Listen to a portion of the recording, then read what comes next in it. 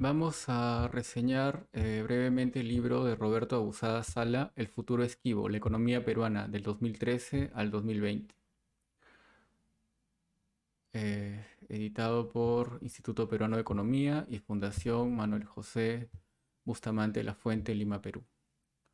Vamos a revisar básicamente el prólogo, la presentación. Este primer acápite Perú promesa, ese maldito modelo económico, y la última parte, en la parte novena, 2020, crisis y esperanza. Sin crecimiento no hay futuro, el factor confianza y el epílogo. Prólogo. En los artículos que siguen publicados en el diario El Comercio entre 2013 y 2020, el economista Roberto Abusada Sala nos ofrece las claves del crecimiento y desarrollo económico, advirtiendo desde antes que los grandes indicadores económicos podrían revestir si es que las deficiencias institucionales, las malas decisiones políticas y las trabas a la inversión privada prevalecían a la sensatez que permitió al Perú crecer durante los años anteriores. Los terribles resultados económicos a partir de la pandemia tan solo refuerzan su punto.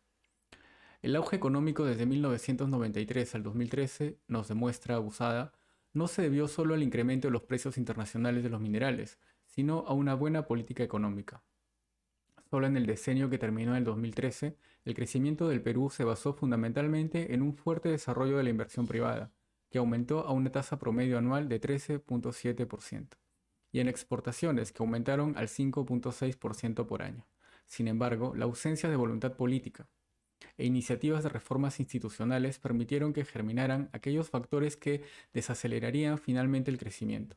El presidente Ollanta Humala esgrimió un discurso que, pese a la línea de auge, llamaba absurdamente al pesimismo y a la desconfianza de los empresarios. Un modelo económico de libre empresa requiere de un liderazgo anímico y de uno que estimule a crear, emprender y creer. No hay progreso sin fe. Cada año que transcurría desde 2013 hasta 2020 se registraba una corriente de pesimismo desde Palacio. Para el presidente Humala, gobernar era construir programas sociales y no perseverar en un modelo económico probadamente exitoso que nos consolidara como país en el siglo XXI. Los márgenes de pobreza se redujeron en el recuento global desde hace más de 2 décadas, colocando al Perú en la vía del desarrollo. Pero algunos baches en los liderazgos políticos contrarrestaron ese sueño inicial. De allí el título del libro, El futuro esquivo. Lo previsible años atrás era que los indicadores en azul se mantuvieran y que al bicentenario el Perú creciera a un ritmo del 6%. La pobreza se redujera aún más, el empleo se incrementara, la informalidad se diluyera, pero ese futuro no fue. Hasta 2013 el Perú creció en promedio 5.4%, pero desde aquel año hasta 2019 el crecimiento promedio del país no llegó al 3%. No es que un punto o dos sea poco, un punto del PBI adicional de crecimiento nos puede dar varias decenas de miles de trabajos formales cada año. En 2020, la contracción de aproximadamente 11% destruyó parte del tejido productivo e hizo mucho más importante que antes volver a marcar claramente una ruta de crecimiento sostenido. Cada año ingresan al mercado laboral peruano unos 300.000 jóvenes. Por ejemplo, el 2017 no fue un mal año en el análisis comparativo mundial, pues crecimos 2.5%. Pero, ¿cuántos empleos formales se crearon? Lo resaltante es que desaparecieron muchos. Lo que se deduce es que alrededor de 300.000 jóvenes, como explica Abusada, no les quedó más que optar por la informalidad o quedarse desempleados. Dar luces de la ruta al crecimiento en la perspectiva del modelo, precisamente, es lo que busca Abusada. El principal impacto económico de la actual crisis podría no estar en la caída del 2020, sino en el golpe al crecimiento potencial de mediano y largo plazo.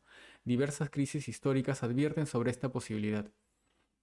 En esta compilación de artículos ponernos en alerta, enrumbarnos es el objetivo. Nos dice que el gobierno del 2011 se salió de la línea de un modelo que debía perfeccionar, no deformar. Y así, sin vueltas de página, la historia desde el 2013 hasta el 2020 siguió el curso menos deseado. Por eso, y tomando la frase del poeta de Cementerio Marino, Valery, ese futuro deseable ya no es lo que era. No será aquel que creíamos antaño. Las altas tasas de crecimiento y los generosos índices económicos y sociales entre 1993 y el 2012 nos señalaban ya un derrotero feliz. Pero nuevos actores estaban lejos del credo liberal, porque el populismo atrae más a los políticos, trae más loas que crear riqueza con austeridad y sacrificios. Esos políticos no han extraído como enseñanza la experiencia histórica. esa que desde Singapur hasta Botswana, el milagro africano, nos dice que la mejor política social es siempre una buena política económica. El autor opta por ordenar sus textos en cada capítulo por subacápites, que explican qué es y cómo ocurre el crecimiento económico y los factores de desarrollo lento en el Perú desde el año 2013. Nos dice que sin crecimiento no hay futuro y luego analiza en los siguientes subacápites que ordenan el texto los factores de coyuntura anual que contribuyeron a la ralentización, el factor confianza básicamente, la desconfianza empresarial, la injerencia estatal y el crecimiento del Estado y el impacto del marco institucional en la desaceleración, tanto en regulaciones, costos laborales, trabas a la inversión minera, etc. Aún en momentos previos a la actual crisis, las reformas integrales permanecían en compás de espera, pese a los anuncios oficiales. Las estériles y mezquinas confrontaciones entre el Ejecutivo y el Legislativo desde el resultado de las elecciones del 2016 pusieron la agenda en estas rencillas por cuotas de poder y la alejaron de los asuntos que realmente importaban para la competitividad y la mejora en la calidad de vida de los ciudadanos. Los economistas, no menos que los inversionistas, se preguntan si es que hay suficiente seguridad para emprender negocios en el Perú y si el crecimiento caerá más aún de lo que las expectativas iniciales nos sugerían en este libro. Quizá los políticos deberían entender mejor sobre el impacto de las instituciones en el crecimiento, pero ese es un tema que solo podríamos abordar en un texto académico básico que quizá alguna vez debamos apurar. Mientras se reformula al veloz paso de los acontecimientos estas líneas, en el país se debaten, como tema de cualquier día, los mismos cimientos institucionales que se nos permitieron empezar a cerrar, por fin, algunas de las enormes brechas económicas y sociales que arrastramos por décadas. Uno de los temas que se debe abordar por tal es el de los costos que deben asumir los formales y el desincentivo de ser formal, el funcionamiento y costo de las instituciones, la infraestructura y las reformas políticas centrada en el principio de república y ciudadanía real. Construir una economía de mercado supone que en paralelo se construye ciudadanía e instituciones sin olvidar que allí donde el origen social desiguala, la educación iguala en oportunidades. Ocurre cuando la competitividad individual prima a los privilegios y cuando no existe otro criterio que el de la competencia y el talento para la movilidad social. Otro tema es el de la descentralización, sobre todo sobre el que cabe un énfasis. Conviene revisar el artículo de Abusada del 21 de febrero de 2019, en el que nos recuerda el fracaso de la regionalización tal como está planteada. La descentralización como medio para acercar al Estado a la población a fin de proveerle mejores servicios y voz en el gobierno es uno de los fracasos más grandes que ha sufrido el Perú en las últimas 2 décadas. No se crearon los espacios complementarios y viables regionalmente que se planearon en un inicio, y peor aún, la manera atropellada, equivocada y desaprensiva en la que se puso en marcha todo el proceso ha contribuido a deteriorar la gobernabilidad, retardando con ello el desarrollo del país. A la vez se ha generado un enorme espacio para el dispendio de los recursos presupuestales y con esto oportunidades para el conflicto, la disgregación y la corrupción. La falta de reformas no contribuye a la formación de un Estado para los ciudadanos, entendidos como tales y no como pobladores, en término que se suele confundir en esta república de habitantes. La estructura ineficiente, elefantiásica del Estado nunca fue tan obvia como durante los últimos meses y nunca fue tan clara, por tanto, la urgencia de su reforma. No solo es visible la poca capacidad de los sucesivos gobiernos para plantear una reforma integral del Estado, desde hace unos años que sirve poco y mal, ha revertido el principio de austeridad, no solo recaudando menos, sino abultando la planilla pública a favor de los allegados políticos. La falta de disciplina tiene un costo con un correlato en desmedro de los ingresos de los poco formales que tributan. En su primer artículo de 2012, Abusada dio la clarinada de alerta en el que abre esta compilación, ese maldito modelo económico. 2016, nos ofrece su posición de principios. De allí se entiende su interés en ubicarlo como una puerta a todos los demás. La historia por la que transcurren los siguientes artículos terminará siempre por darle la razón. Postscript. La terrible pandemia de 2020-2021 destruyó las perspectivas de línea de crecimiento, una que nos acercara en pocos años al mundo desarrollado. El desastre sanitario y económico nos descubrió las fallas estructurales, un Estado ineficiente para el manejo de crisis, una economía mayoritariamente informal y una precariedad e insuficiencia en los servicios estatales, que nos devuelven a una realidad que era fácil evadir a través de la ilusión que nos traía el progreso. Sin embargo, descubrimos también que el ahorro estatal y la disciplina fiscal durante 2 décadas nos dio una ventaja que el mundo hoy reconoce. Allí, aún en la tragedia actual, está la mejor referencia de solidez del modelo. Raúl Mendoza Canepa, febrero de 2021. Presentación. Estando orientada a la Fundación Manuel José Bustamante de la Fuente en promover la investigación y difusión de ideas en los campos socioeconómico, jurídico e histórico, es una gran satisfacción presentar a nuestros dignos lectores una selección sistematizada y temática de diversas publicaciones efectuadas por el economista y doctor Roberto Abusada Sala, en las que plasma conceptos económicos y de gestión, así como políticas públicas que han permitido un desarrollo sostenido de nuestro país. Lamentablemente, por razones ideológicas, ideas populistas o desconocimiento, se viene cuestionando esta política económica sin ningún sustento, planteándose inclusive la implementación de medidas superadas y que en el pasado han fracasado en el país, y sin excepción en todos los otros países que las han implementado. La lectura de este libro contiene los elementos suficientes para poder trazar una política de gobierno con sustento teórico y práctico que garantice un crecimiento sostenido sobre bases sólidas y perdurables. A través de estas páginas se trasluce el gran conocimiento de Roberto Abusada del aparato del Estado, así como sobre política económica y fiscal, haciéndose evidente la crucial necesidad de preservar el modelo económico para garantizar la viabilidad del país, así como de implementar reformas que la dinámica exige sin afectar sus sustentos y sus principios básicos. Manuel Bustamante Olivares, presidente.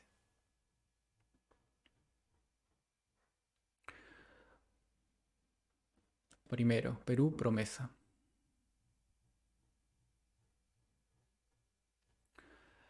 Ese maldito modelo económico. Exigimos un cambio radical del modelo económico neoliberal extractivista primario exportador que depreda el ambiente, precariza el trabajo, concentra la riqueza y pone al Estado al servicio de los ricos y del capital transnacional. Estoy aludiendo, naturalmente, a la caracterización de nuestro sistema económico en el discurso de nuestra izquierda conservadora, tan distinta a la izquierda moderna que merecíamos tener. Esa izquierda que durante la reciente campaña electoral ha hablado hasta las náuseas de cambiar el modelo económico. No importa que esa caracterización tenga poco o nada que ver con los verdaderos cambios que la gente común anhela, y que concibe como un cambio que permita tener seguridad ciudadana, acceso a servicios básicos, más empleo, oportunidades iguales ante la ley y la justicia, el derecho a la propiedad, el respeto a los derechos civiles y la protección de las minorías vulnerables. Antes de predicar el cambio del modelo económico sobre el que se ha basado nuestra economía en el último cuarto de siglo, habría que enumerar cuáles son los pilares básicos que tal modelo para luego preguntar en qué consistiría ese cambio radical. La economía peruana se rige por principios muy similares a los que existen hoy en todas las naciones que han logrado el progreso y el bienestar de sus habitantes. El pilar principal exige estabilidad económica, es decir, la protección del valor de nuestra moneda, la sostenibilidad fiscal y la existencia de un nivel bajo y predecible de inflación. Esto solo puede ser garantizado con la prudencia en el manejo de los fondos públicos y la existencia de un banco central independiente, poblado por funcionarios competentes. En nuestro régimen económico, la creación de la riqueza está a cargo de los privados y solo subsidiariamente a cargo del Estado. El tratamiento igualitario a la inversión nacional y extranjera resulta vital, pues de otra manera estaríamos negándonos a aprovechar el ahorro externo para acelerar el crecimiento nacional. Siendo el Perú una economía pequeña, un elemento fundamental e imprescindible es su integración al mundo. Esto garantiza el uso racional en el territorio del recurso humano y del capital en un ambiente de competencia, así como el derecho a los consumidores a comprar bienes y servicios a precios normales. Al mismo tiempo, nuestros productos tienen acceso preferencial a los mercados más importantes del mundo. El sistema de impuestos es simple, está compuesto por pocos tributos, siendo los dos principales el impuesto a la renta y el impuesto general a las ventas, IGB. Otro elemento central del esquema económico que se aplica en el Perú está dado por la existencia de organismos reguladores, Indecopi, Ocitran, Ociptel, SBS, etc., de importancia vital para regular cualquier monopolio natural o estructura empresarial oligopólica, proteger al consumidor y al mismo tiempo promover el propio desarrollo competitivo de las industrias reguladas. Naturalmente, una cosa es el modelo económico y otra el Estado, sus poderes y sus actores. No debemos confundir la eventual incompetencia en la administración pública del Congreso o el Poder Judicial con una falencia intrínseca al modelo económico. De lo que se trata es de mejorar nuestras instituciones y no tirar por la borda un régimen económico que, a pesar de haber adolecido en muchos casos de corrupción, impericia en la administración pública y una proliferación inaudita de controles y trámites, ha transformado al país, cortado de la pobreza a la tercera parte y disminuido la desigualdad. Ha surgido una clase media y por primera vez en decenios las provincias han sostenido un crecimiento igual o mayor al de la capital. La economía es una sola, y sería insensato concebirla como una suma de sectores que se benefician en desmedro unos de otros. Quienes, por ejemplo, niegan el desarrollo de la minería moderna, en el que es quizá uno de los territorios mineros más importantes del mundo, están cometiendo la insanía de querer privar al país de una de sus principales palancas de desarrollo. Un desarrollo que debe permitir una industria y agricultura pujantes, mejores servicios e infraestructura, y una provisión de servicios públicos de calidad en sus ámbitos de influencia y en todo el país. Enfrentamos Enfrentemos con información veraz a quienes quieren alzarse como los nuevos artífices de nuestro futuro, prometiéndonos tras casi un siglo nuevamente la misma y fracasada utopía socialista que ya antes sumió a nuestro país en la miseria. Roberto Abusada Sala. Ese fue el prólogo y ahora vamos al año 2020.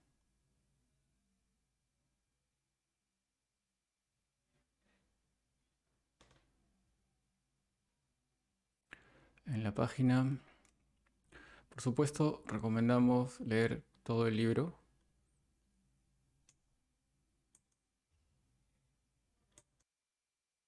Entonces vamos a la página 243.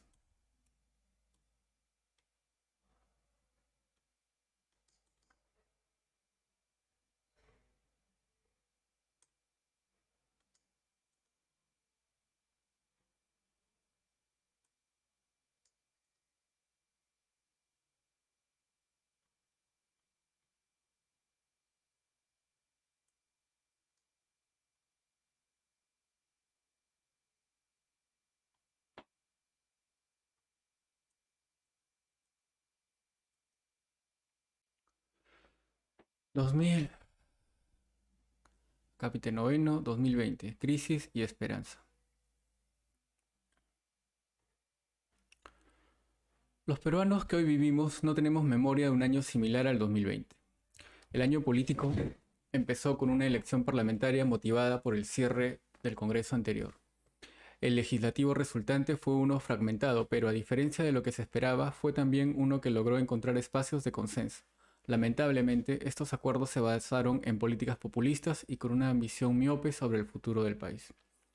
Estos impulsos populistas estuvieron en buena parte motivados por el evento más significativo del año, la expansión del COVID-19. Desde el domingo 15 de marzo, el Perú entró en terreno desconocido. El cierre abrupto de las actividades económicas causó que el Perú tuviera una de las contracciones del PBI más grandes del mundo durante el segundo trimestre. Felizmente, décadas de política macroeconómica responsable nos permitió contar con un arsenal fiscal y monetario mucho más fuerte que el de otras naciones.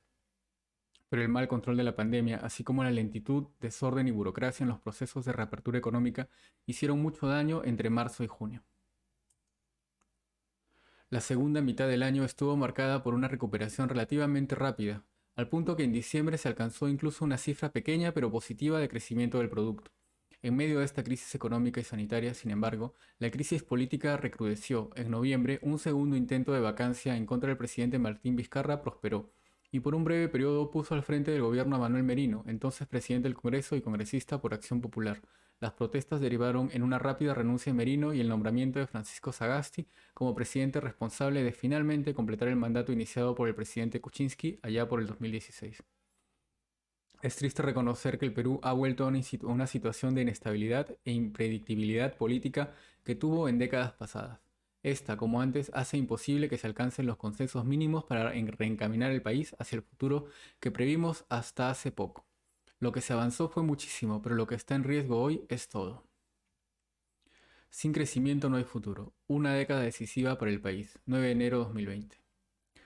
La década que se inicia será quizá la que define el rumbo futuro del desarrollo del Perú. El país no solo deberá regenerar su maltrecho estado para hacer gobernable a la nación, sino que tendrá que lidiar con las incertidumbres de un mundo que, a diferencia de lo que muchos pensaron luego de la caída del muro de Berlín, será definitivamente multipolar. Los movimientos geoestratégicos de cada bloque de poder entrañan el peligro de afectar al país de manera imprevisible.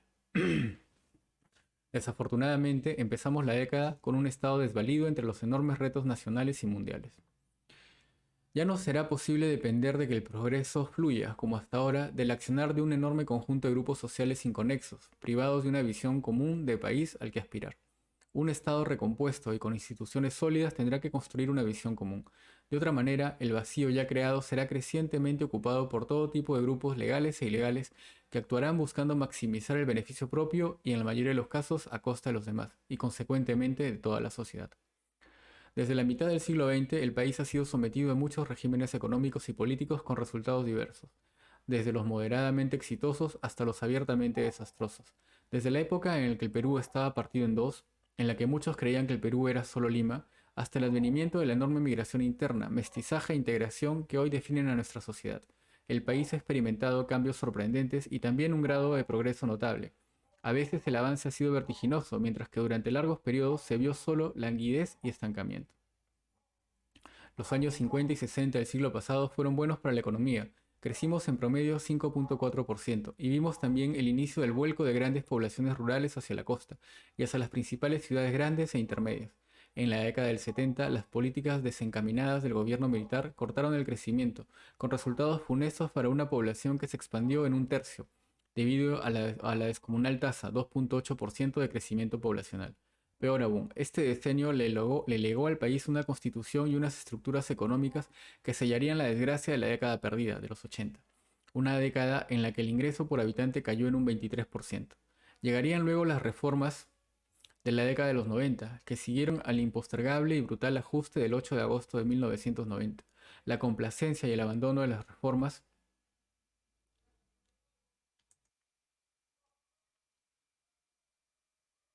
Repetimos. Peor aún, este decenio le legó al país una constitución y unas estructuras económicas que sellarían la desgracia de la década perdida, de los 80. Una década en la que el ingreso por habitante cayó en un 23%. Llegarían luego las reformas de la década de los 90, que siguieron al impostergable y brutal ajuste del 8 de agosto de 1990. La complacencia y el abandono de las reformas después de derrotados la hiperinflación y el terrorismo hicieron que, en la última década del siglo XX, que debió ser estelar, el país terminara con un magro crecimiento promedio de 3.2%.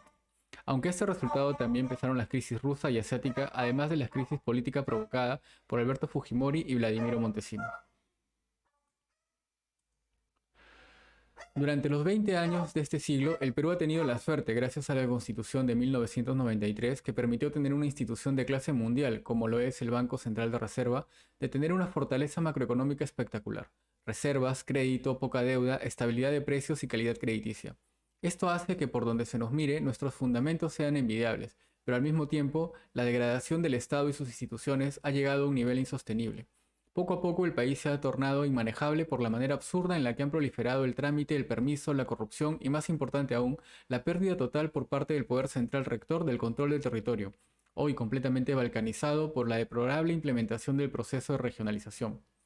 En los últimos 20 años, el Perú debió crecer a una tasa cercana al 6% por año, llevando el nivel de pobreza alrededor del 10% de la población. En cambio, el crecimiento de las últimas dos décadas ha sido de 4.5%, debido a la nueva normalidad de los últimos 6 años, que nos ha dado un crecimiento del 3% que garantiza que no habrá convergencia hacia el desarrollo. Nos han faltado reformas y nos han sobrado acrinomia política en medio de una falta de liderazgo pavorosa. Y lo más importante de todo es que no tenemos una visión de país que percole hacia toda la sociedad, energizándola para que esa visión se torne en realidad.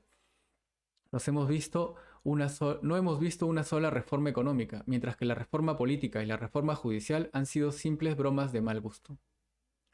Ningún país de Latinoamérica está mejor posicionado que el Perú para relanzar su desarrollo. La laboriosidad de su gente y la solidez de su economía ofrecen una oportunidad única.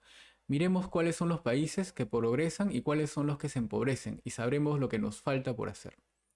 Bicentenario, el comienzo de otra década perdida, 1 de octubre de 2020.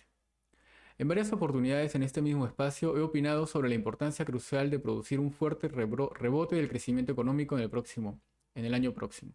Sin la base de tal crecimiento, la recuperación del nivel que la economía tuvo en diciembre de 2019 tardaría cerca de 8 años en lugar de 12 a 18 meses. La gravedad de tal evento se traducirá en la pérdida de una década de progreso.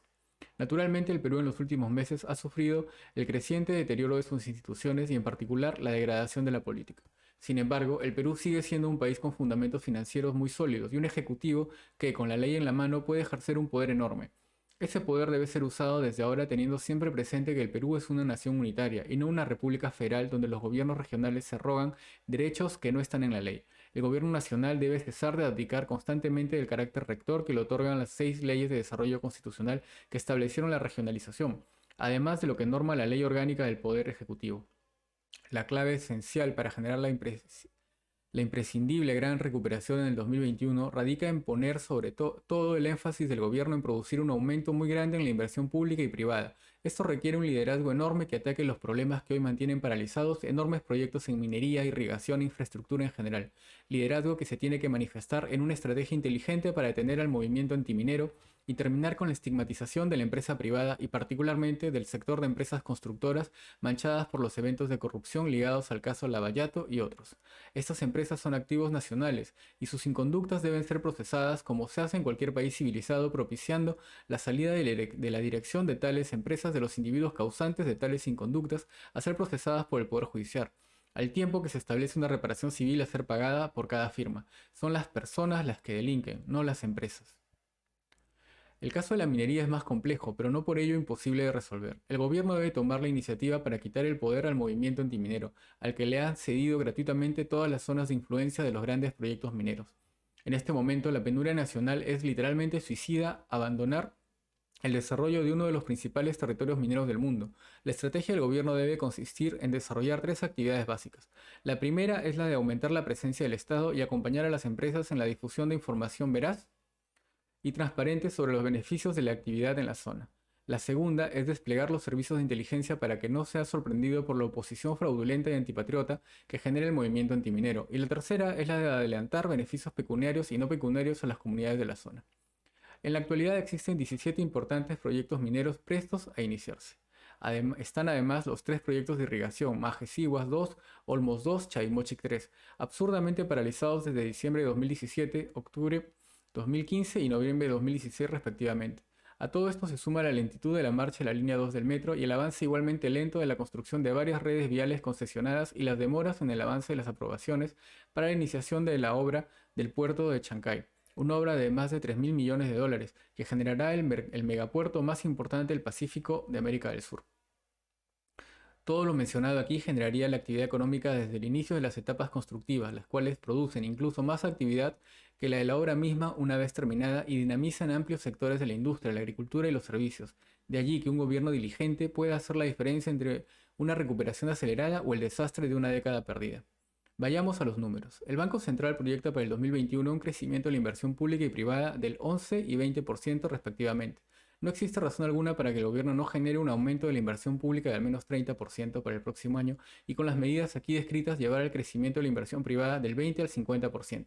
Estos dos componentes del PBI generarían un aumento de 1.35 puntos porcentuales en el caso de la inversión pública y del 9 en el caso de la inversión privada. Con estos dos elementos aumentaría el rebote por encima del 11.8% que proyecta el Banco Central para el próximo año hasta un 20%, haciendo que la economía al final del año del bicentenario recupere íntegramente todo el quebranto producido este año. Parece un sueño irreal, pero es posible con un liderazgo que evite la catástrofe de una década perdida. Si el Perú despertase desnudo, 29 de octubre de 2020. Los economistas nos hemos llenado la boca hablando de las fortalezas de la economía peruana y en el proceso hemos convencido a la clase política del Perú es fuerte macroeconómicamente.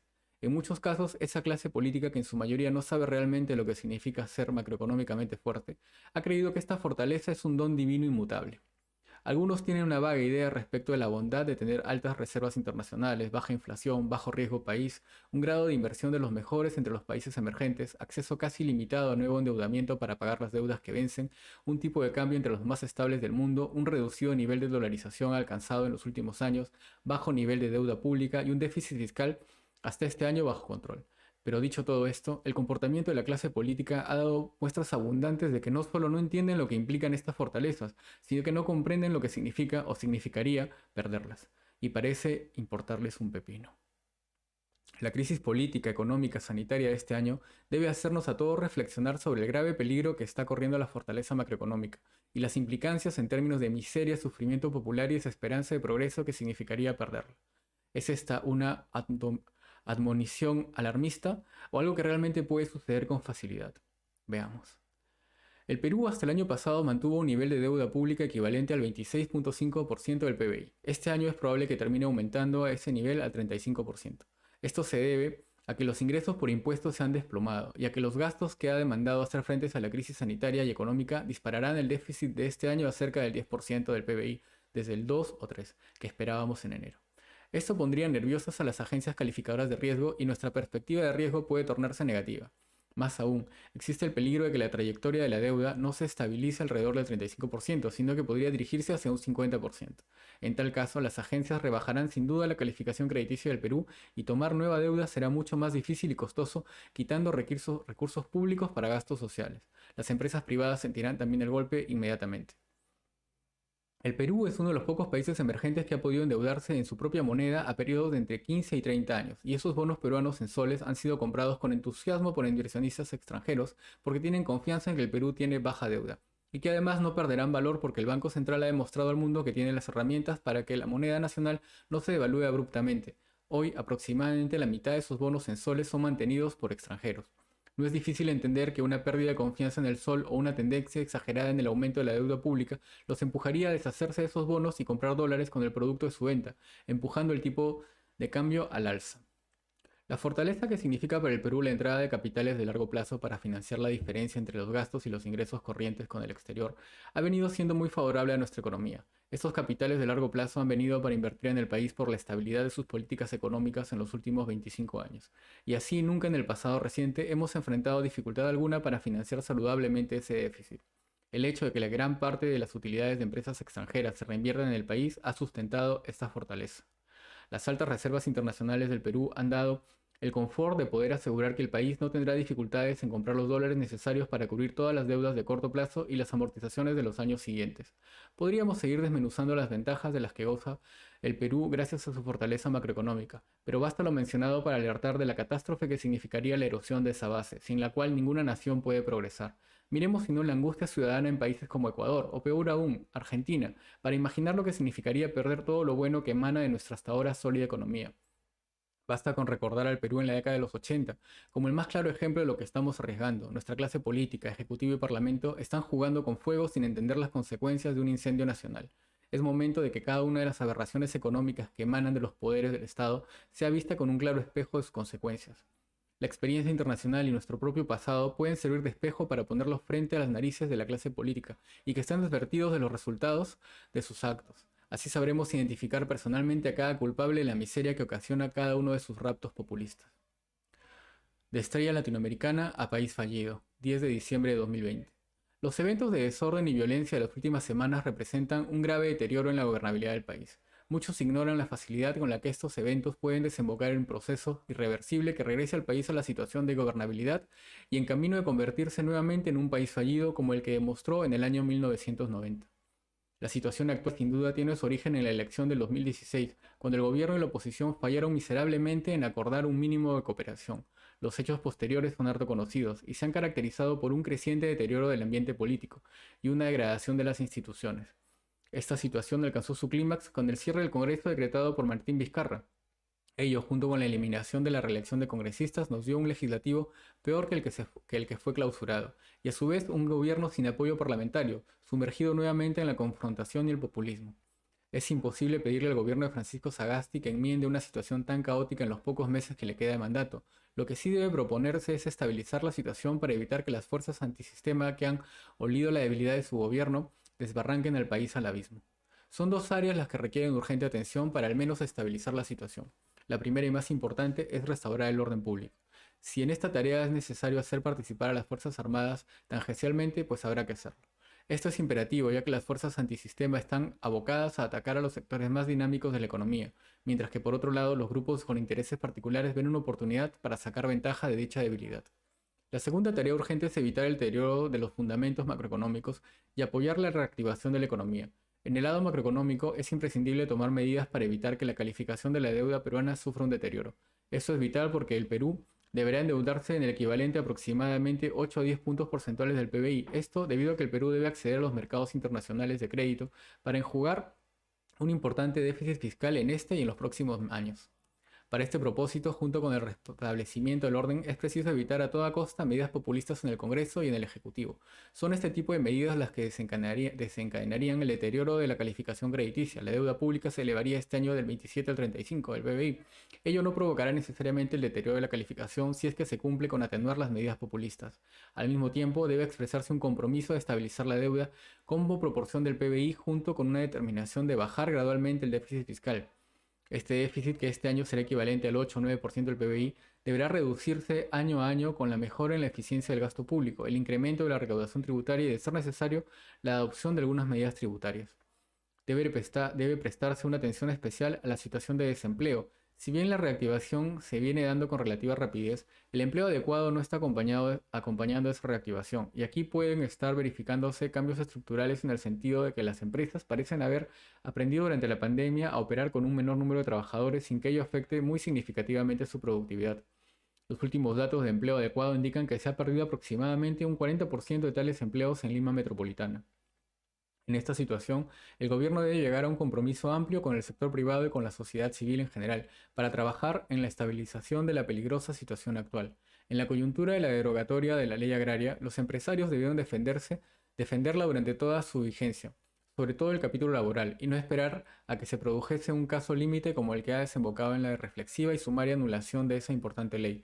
Distinto habría sido si se hubiese defendido permanentemente la ley, mostrando sus ventajas sociales durante su vigencia y dejando espacio para que el impuesto a la renta de la actividad subiese gradualmente hasta igualarse con el resto.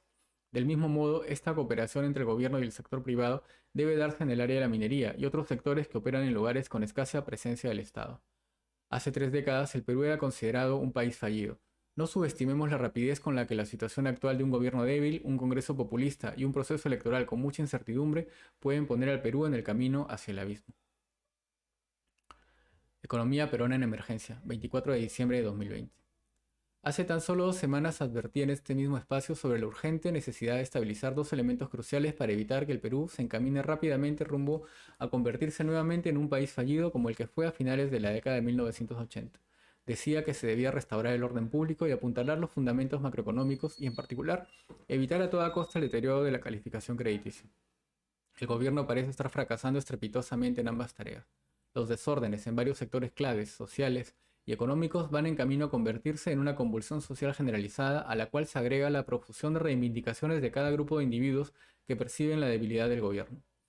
El temor que describía en mi anterior columna respecto a la calificación crediticia está en proceso de materializarse, desafortunadamente, con la perspectiva negativa que una de las 3 principales agencias calificadoras han publicado la semana pasada como probable anticipo de un deterioro de la calidad de la deuda peruana.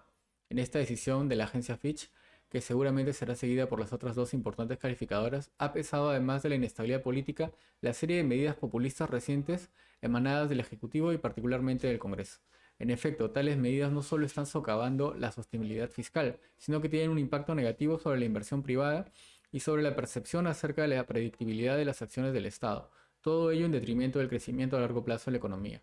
Seguramente todo este perjuicio escapa al conocimiento del actual Parlamento, pero debe enfatizarse que provocar una posible rebaja de la calificación crediticia no solo encarecerá el costo de la deuda del Estado, sino que también hará más difícil el acceso al crédito a personas y a pequeñas y empresas grandes y pequeñas. Todo esto sucede en un momento en el que el país debe acudir a los mercados internacionales de crédito para emitir deuda en volúmenes muy importantes. Hasta ahora el Perú mantiene una posición privilegiada en el sentido de que el pago de intereses de su deuda solo consume el equivalente al 1.4% del PBI. Si sumamos al previsible incremento de la tasa de interés el necesario aumento del tamaño de la deuda pública, tal proporción del PBI tenderá a elevarse, restando valiosos recursos a la inversión pública en infraestructura y a los sectores sociales como educación y salud. Se configura así un escenario en el que el Estado dispone de menos recursos para gastar internamente y en el que existe el inminente peligro de que el rebote en el crecimiento del próximo año sea mucho menor que aquel que esperan las autoridades económicas. Ese menor rebote vendrá causado por una menor inversión pública y privada. Adicionalmente, la situación de la caída del empleo adecuado pesará negativamente sobre el consumo privado, que es el componente más grande del PBI. En pocas palabras, el esperado rebote en el crecimiento del 2021 se disiparía, menguando la base sobre la cual reconstruir el crecimiento de toda una década.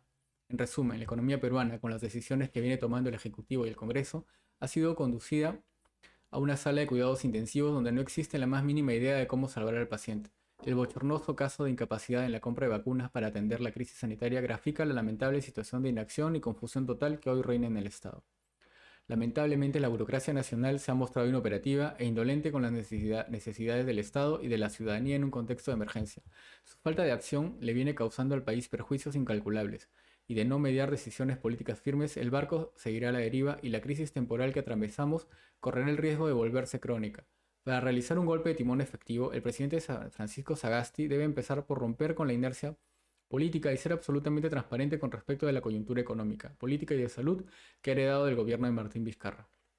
Esto le permitirá explicar a la población la necesidad de tomar acciones decisivas que reencaucen el desarrollo del país. Como mínimo, los puntos neurálgicos a los que debe apuntar la actual administración son el restablecimiento inmediato del orden público, el cuidado de la solidez macroeconómica y la organización eficiente y limpia de elecciones generales en abril.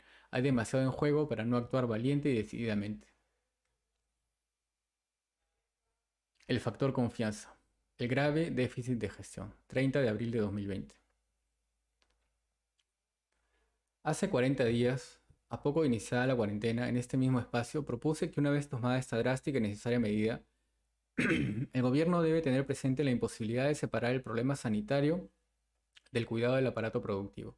Una economía dominada por la inexistencia de una mirada de microempresas, una economía dominada por la existencia de una mirada de microempresas y pequeñas empresas donde la mediana empresa es casi inexistente y más del 72% del empleo es informal, obligaba al gobierno, en la medida de lo posible, sostener la continuidad de la producción de bienes y servicios para evitar así el colapso total de la economía con el consiguiente inconmensurable costo social. Evitar la propagación del virus y al mismo tiempo escoger los sectores que debían seguir trabajando parcialmente con adecuados protocolos de sanidad era vital desde el inicio mismo de la cuarentena. Y en esa tarea el gobierno debió considerar y estar atento a mitigar dos agudas carencias: la escasez de información sobre la población y las evidentes limitaciones para tomar decisiones al interior de su equipo de gobierno. Han transcurrido más de 6 semanas y la economía en recesión ya contempla una caída del 10% o más de su producción en el año y una pérdida de más de 76 mil millones de soles. Sin duda, era inevitable que la producción cayera este año. Tanto el Banco Central como el MEF actuaron con prontitud para hacer llegar dinero a las poblaciones vulnerables y a las empresas para evitar quiebras masivas y destrucción del empleo. También los trabajadores de la salud, la policía, Fuerzas Armadas y bomberos siguen realizando una labor abnegada en medio de carencias materiales evidentes y deficiencias de dirección, pero la ausencia de gerencia ha dado lugar a un cúmulo de errores agravados por la disfuncionalidad del Estado. Con más de 2 meses de aviso después de la aparición en China y más de un mes de su propagación por toda Europa, el Perú desperdició valioso tiempo disponible antes de la llegada del virus al país. Ya declarada la emergencia, se actuó muy lentamente en aumentar la cantidad de camas, material de protección para el personal de salud y sobre todo la disponibilidad de camas UCI. Estando advertidos de la necesidad crucial de efectuar masivamente los test para la detección y seguimiento del contagio, el gobierno mostró lentitud e incapacidad inauditas para adquirirlos. Cosa similar pasó con la obtención de ventiladores. Por otro lado, la puesta en práctica de distanciamiento social ha sido lamentable. Se actuó para encarcelar o multar a los infractores, pero poco se hizo para prevenir la aglomeración en los mercados. Muy comentado ha sido el disparate de ordenar la alternancia de sexo para salir del hogar, pero no se ha hecho nada del tremendo error de declarar la reclusión total del jueves y viernes santo. Ese error demuestra la ignorancia del Estado respecto al modo de precaria supervivencia que tiene una enorme proporción de la población que vive día a día. Esa reclusión se convirtió en una invitación al contagio. El sábado siguiente, en medio de masivas aglomeraciones en los miles de mercados de todo el país, consciente de que la entrega de efectivo no llegaría a una multitud de ciudadanos, el gobierno cometió el desatino populista de entregar dinero a 1.800 municipios para repartir víveres en lugar de comprar centralizadamente una selección de alimentos no perecibles y encargar su distribución a las Fuerzas Armadas. La cuarentena, no obstante, ha evitado enorme contagio y muerte. Pero ahora que se dispone a iniciar la apertura de la economía, las condiciones objetivas, que son particularmente mucho mejores que las del inicio del encierro, desde el comienzo, el gobierno desoyó las propuestas de empresas y gremios privados que podían iniciar parcialmente operaciones con estrictos protocolos, haciéndose cargo de los test, la seguridad y el seguimiento de contagio de sus trabajadores. El sector privado recibió respuestas equívocas y dilatorias de los distintos ministerios a cargo de normar la producción. Se desechó la ayuda pro bono para el diseño de la apertura progresiva de una consultora de clase mundial. Todo ello condicionado por la sospecha ideológica de miembros del gabinete respecto de todo lo que sea privado. Ni siquiera se aprovechó que el sector de la construcción trabajara en la rehabilitación de ciertas calles, veredas y vías de comunicación, algo que se ha hecho en muchas ciudades del mundo. Hoy, después de mes y medio, se ha pedido que el sector empresarial participe en un grupo de trabajo multisectorial, conjuntamente con otros 8 integrantes, para diseñar estrategias para la reactivación de actividades económicas. No queda sino desear que en adelante el gobierno aprenda de los errores cometidos y obtenga los resultados que todo el país espera. La economía en coma, 11 de junio de 2020. El grave estado del Estado, 20 de agosto de 2020.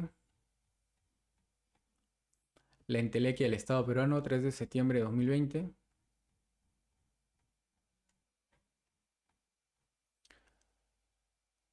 El impacto en las instituciones. La década que podría cambiar el Perú, 23 de enero de 2020. Un estado a la deriva, 10 de junio de 2020. Destrucción del país por entrega, 6 de agosto de 2020. Epílogo. Cuando uno logra prever con algún grado de claridad los acontecimientos que el destino depara en los meses o años venideros, se podría haber tentado a la autocomplacencia. Este no es el caso del presente libro. La historia de la economía peruana de la última década es una de oportunidades perdidas y un desenlace inevitable. Una clase política que jamás estuvo a la altura de las circunstancias, un estado indolente y elefantiásico, y los intereses mezquinos de grupos organizados sumieron al aparato productivo en un marasmo del que el país no logró salir exitosamente a pesar de las numerosas advertencias. No era este el destino esperado. Apoyado en una de las macroeconomías más sólidas de la región y un apetito de la inversión privada envidiable, el Perú podía aprovechar estos años para consolidar su ruta al desarrollo, con mejoras sostenidas de calidad de vida para sus ciudadanos. Incrementos en la productividad encontrarían un círculo virtuoso en los aumentos de los salarios, el empleo formal y el desarrollo descentralizado. Las condiciones estaban dadas, y sin embargo no fue. Pero este no es el fin de la historia. El Perú ha transitado antes por el camino que hoy transcurre y ha logrado salir airoso de la crisis. Si algo nos demostró la experiencia es que liberar las fuerzas productivas e innovadoras de la gente y las empresas en una economía estable y competitiva siempre será la ruta correcta. Aprender de nuestros propios errores y de nuestros aciertos se vuelve tanto más importante en momentos críticos como este. Espero este libro pueda contribuir a diferenciar los unos de los otros.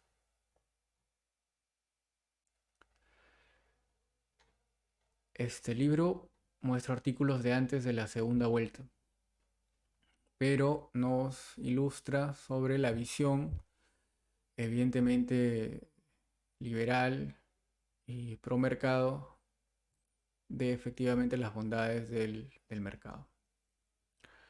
Recomiendo su lectura, está disponible en la red.